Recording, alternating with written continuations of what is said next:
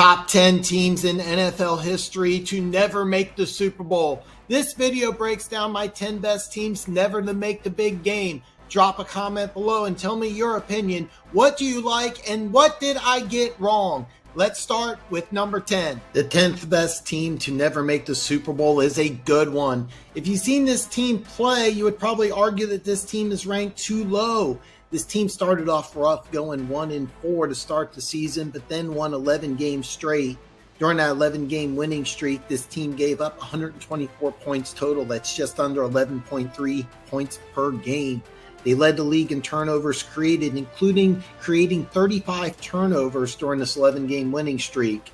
This team had 52 sacks on the year. They had a Pro Bowl defensive end and a Pro Bowl defensive tackle combined for 22 sacks between the two. On the other side was the defensive end who had 10 sacks who didn't make the Pro Bowl. This team led the league in interceptions and could rush the passer, but they also had the number one ranked run defense. They gave up the fewest rushing yards in the NFL this year. To say it mildly, this defense was awesome. On offense, this team had a Pro Bowl running back go down mid-season with an injury. The thing is, his replacement was an actual upgrade.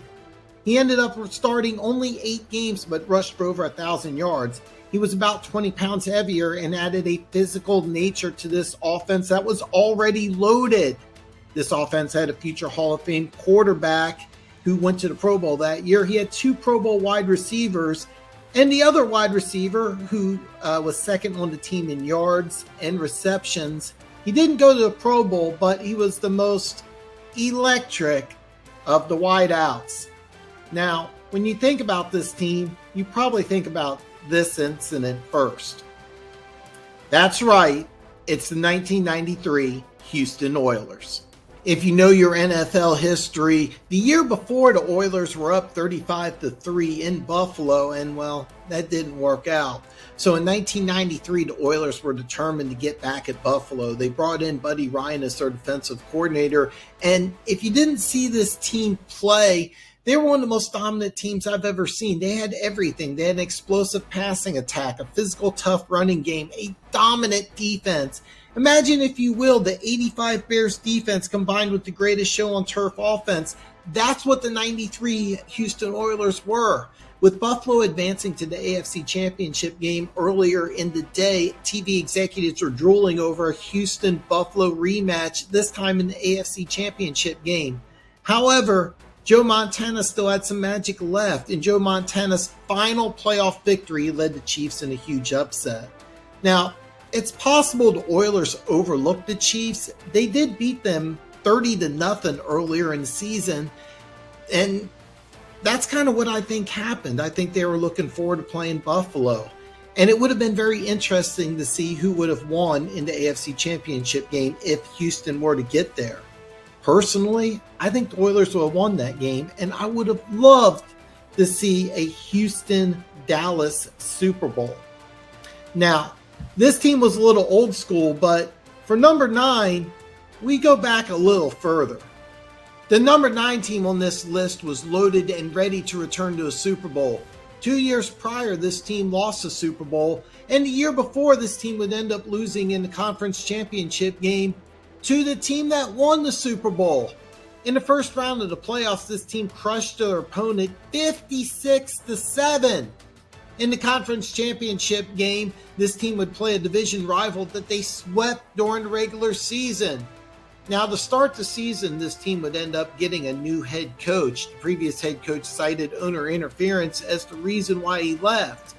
This new head coach would lead their team to only 1 loss during the regular season, and he would end up with the highest winning percentage in NFL history. You probably know him more for a video game.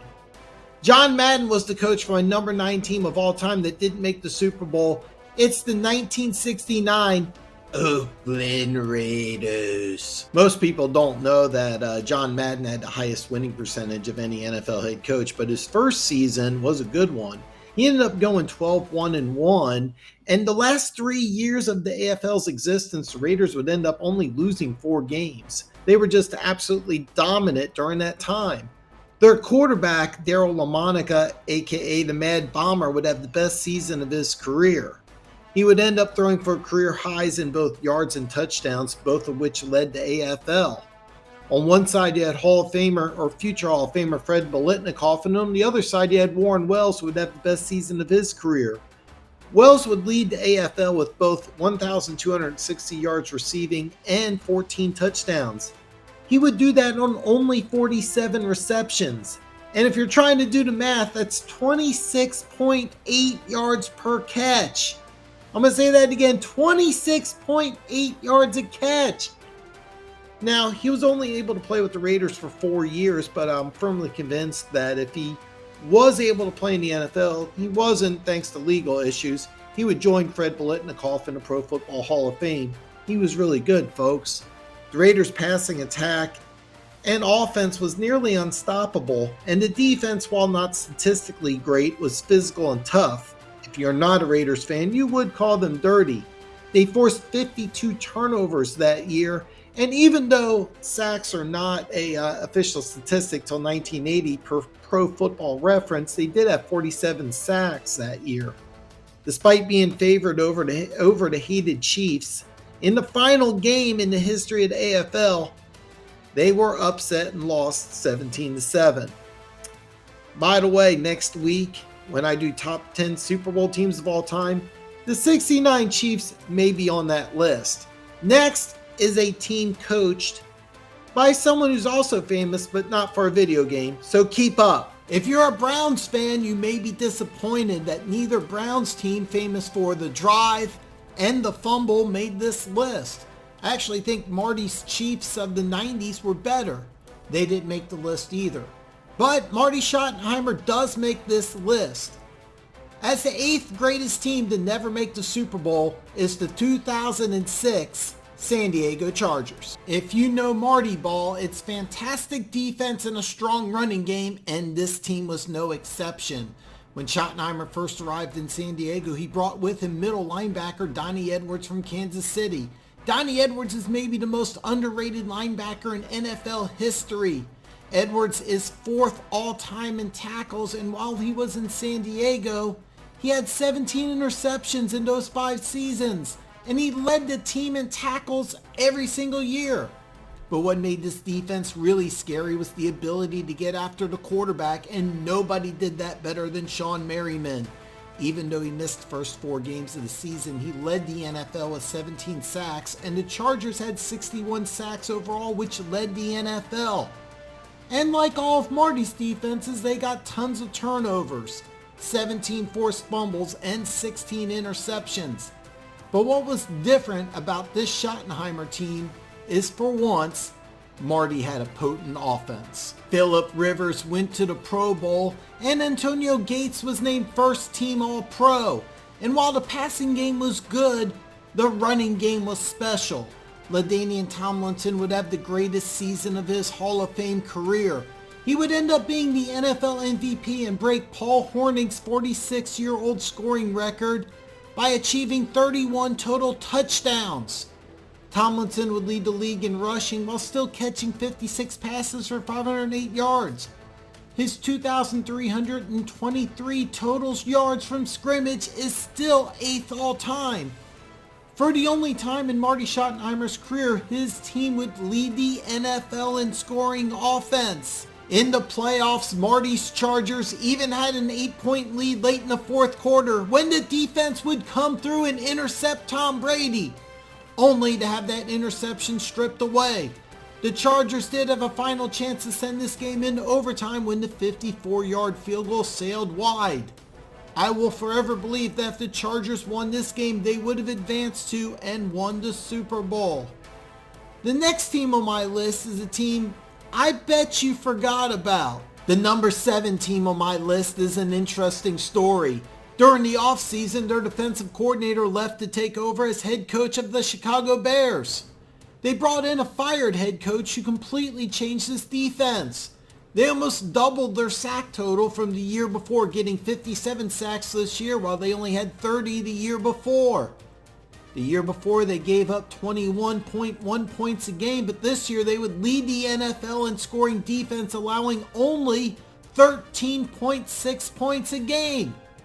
3 separate players had double digits in sacks, but it was the offense that had all the star power. This team had a future Hall of Fame left tackle and ended up second in the NFL in rushing yards, even though their star running back missed half the season due to injury.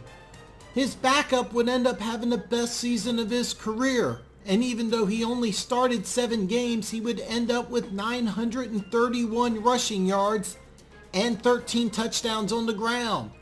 The quarterback would go to his 3rd Pro Bowl, and his pair of wide receivers were among the best, if not the very best, in the NFL. In fact, this team's number 1 wide receiver would be in Canton today if he wasn't kicked out of the NFL for drug use. He had career highs in both receptions and yards, catching 116 passes for 1,636 yards. Now, even if you're not a fan of football, you've probably heard of the greatest show on turf. And you might know the Rams won the Super Bowl in 1999. But what you might not know is that the Rams didn't have the best record in football. That would be the number 7 team on my list.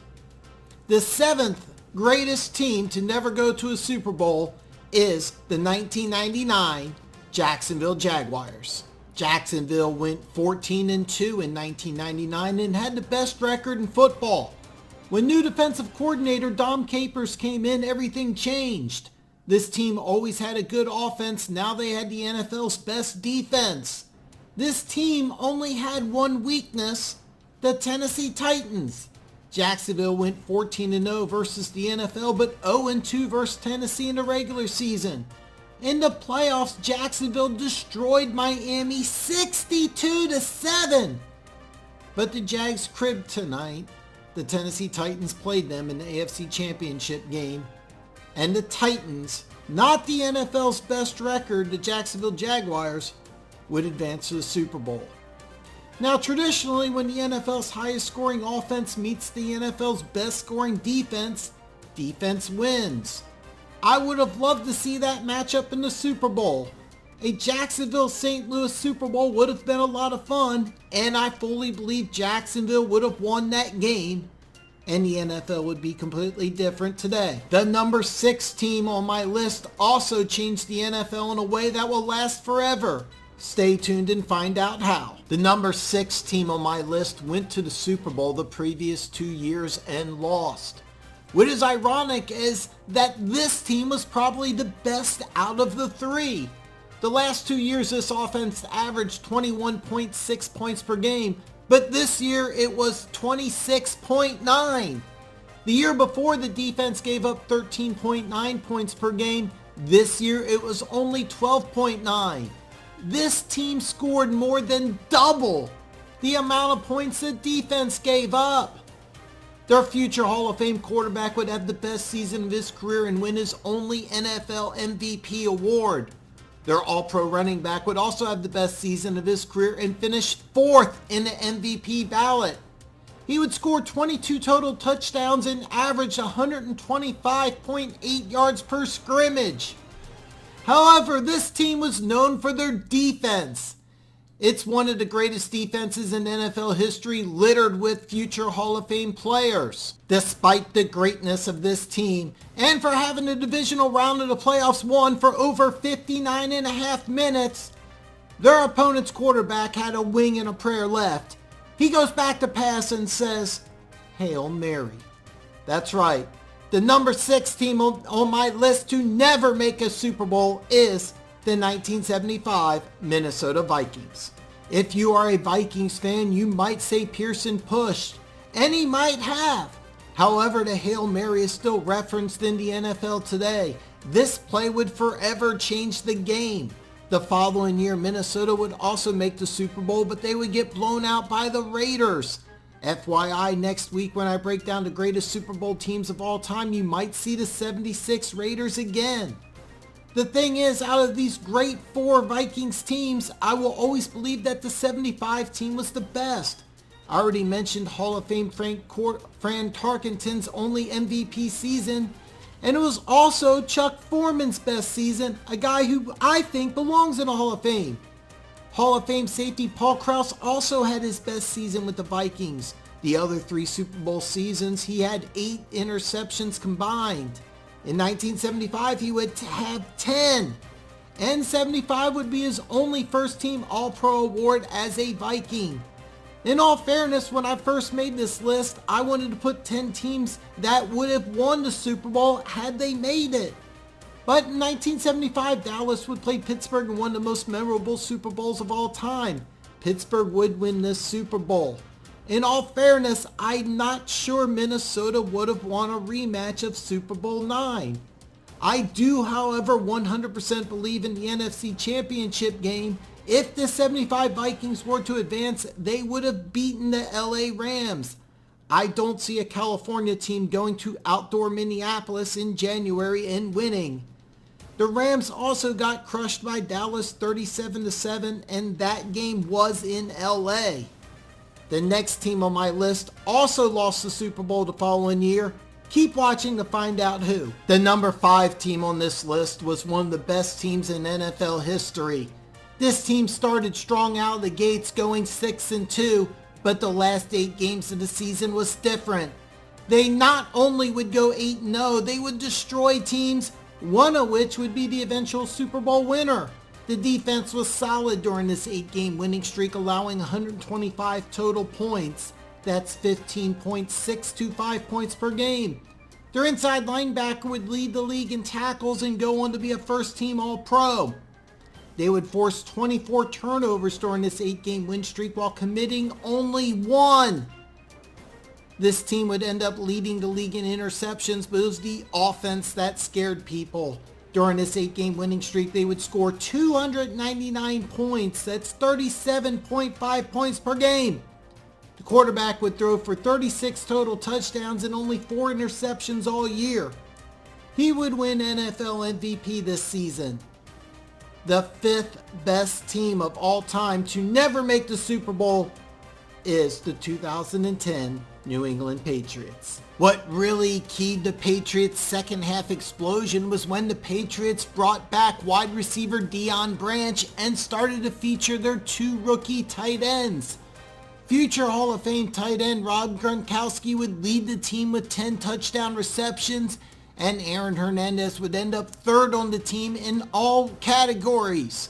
Offensively, this team was unstoppable. Brady would lead the NFL in touchdown passes, but they could also run the ball. The Patriots finished 2nd in the NFL in rushing touchdowns, and 3rd-year running back Ben Jarvis Green Ellis would have the best season of his career, going over 1,000 yards on the ground and having 13 rushing touchdowns.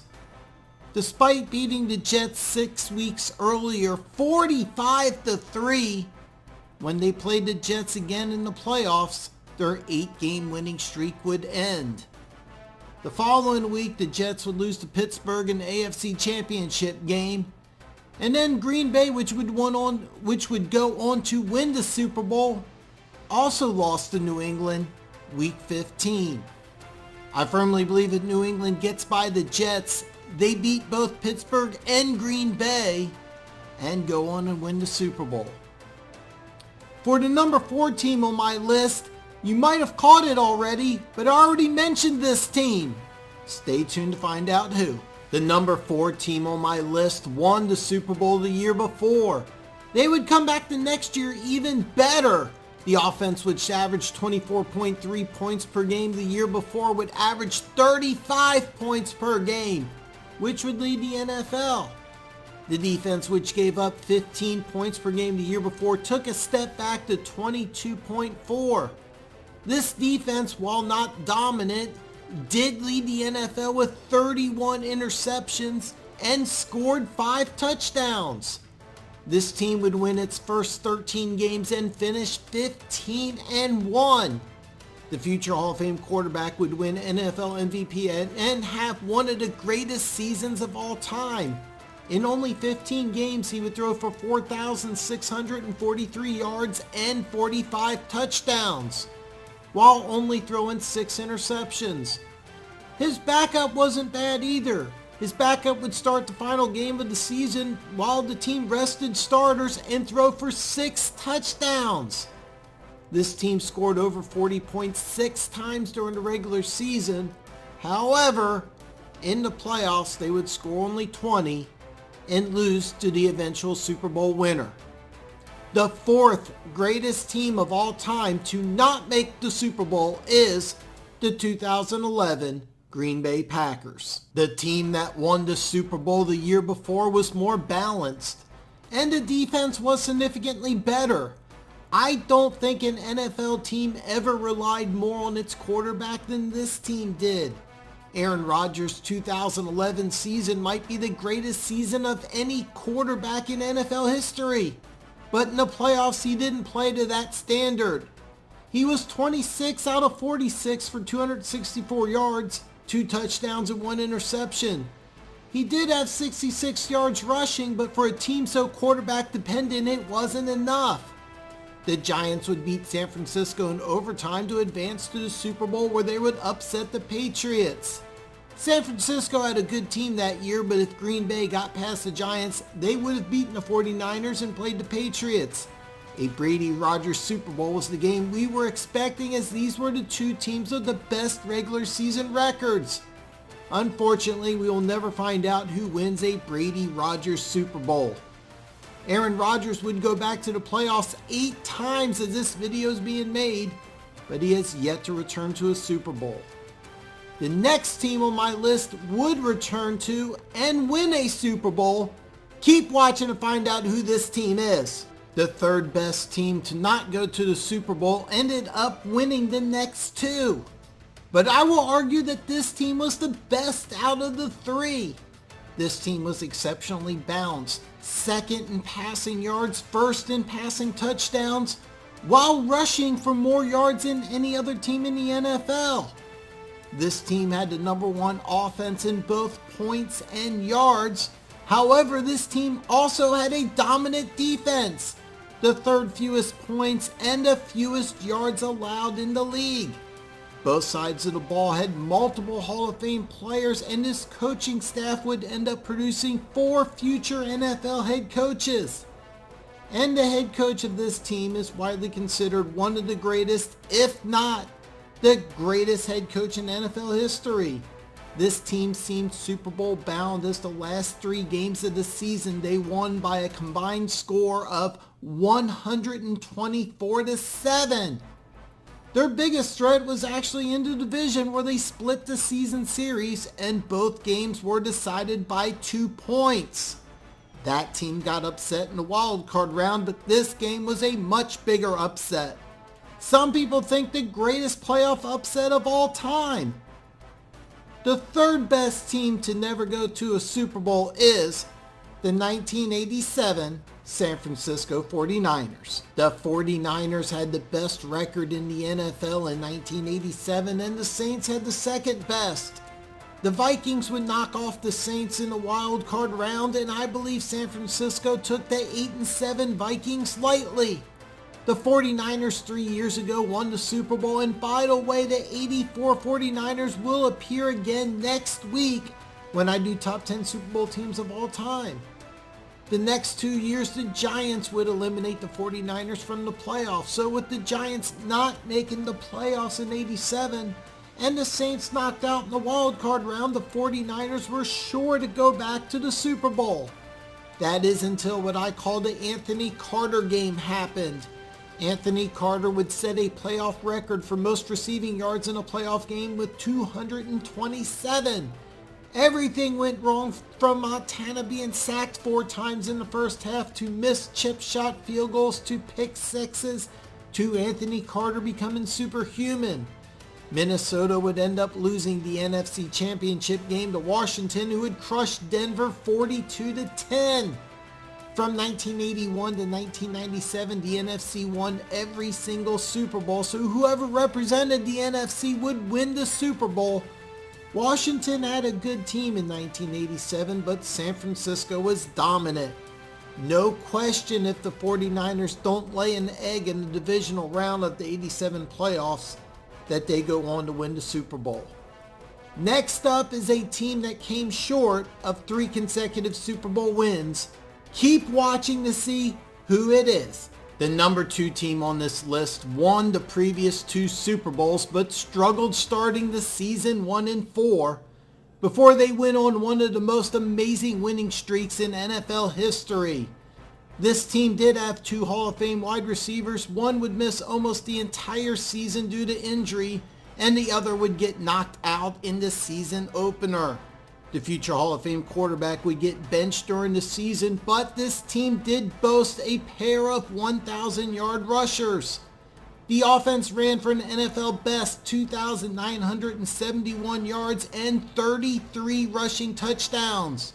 The 33 rushing touchdowns is the most rushing touchdowns in a season by any team in NFL history.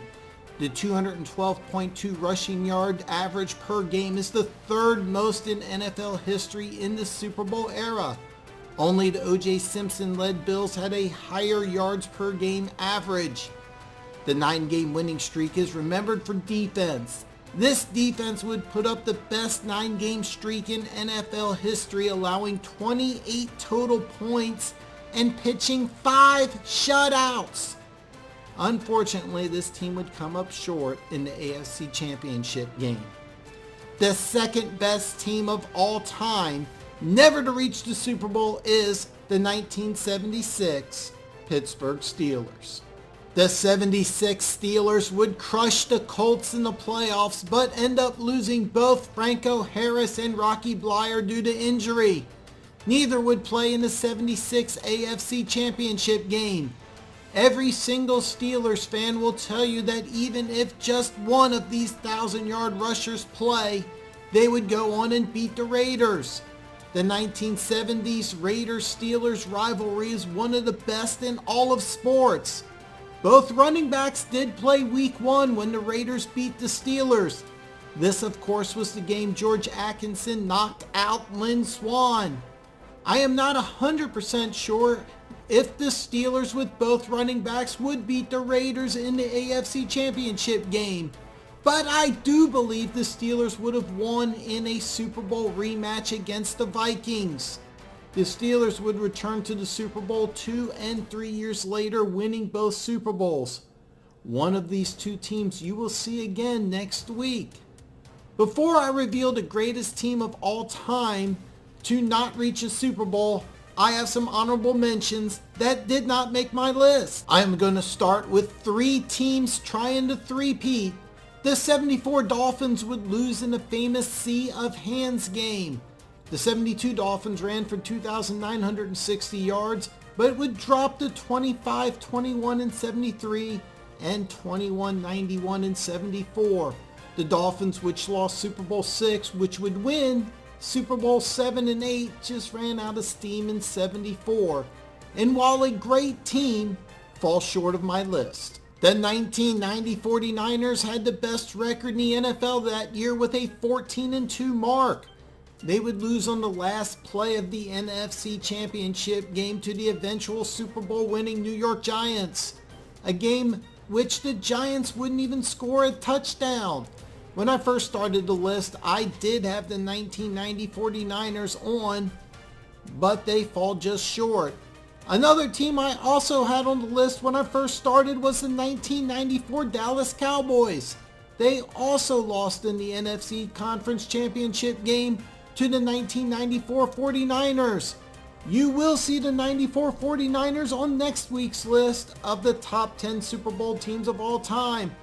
Personally speaking, I always thought Jimmy Johnson was more responsible for the Cowboys dynasty, and with him leaving, I don't have the Switzer-led Cowboys making the cut. The 97 and 98 Broncos would win Super Bowls, but the 96 team started it all.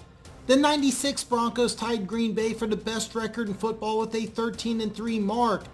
Denver would end up beating Green Bay in 1997 for Denver's first Super Bowl win.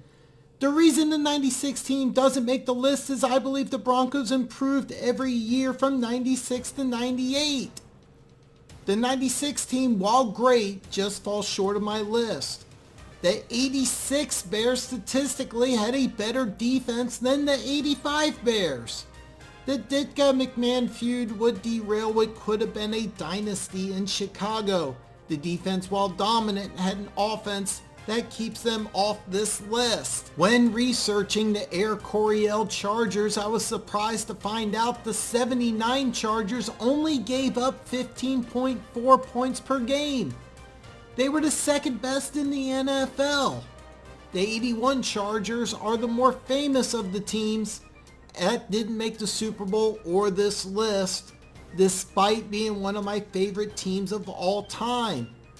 The 15-1 2004 Pittsburgh Steelers would start rookie Ben Roethlisberger the final 13 games of the season.